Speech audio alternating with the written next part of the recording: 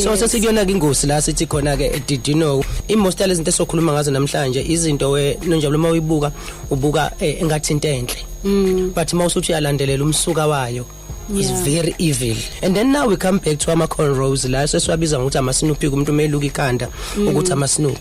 So into futhi nayo le eyayilukwa omama bethu ngaleza ikhathi zama slaves laba ke ababethathwe basiwa phesheya because into eyenzeka babefika kuthathwe abantu uthatha besilisa nabesifazane mhlambe let's say basiwa eAustralia.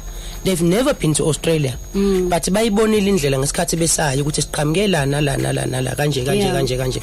So uma befika lapha ya bayohlezi bezama indlela zokweqa ukuthi sizokweqa kanjani la. So mangabe beqa mhlawumbe omunye uzokweqa abaleke abanjwe la abanjwa khona abuyiswe. So into ababeyenza sometimes babephumelele ekuthenini bekwazi ukweqa, right?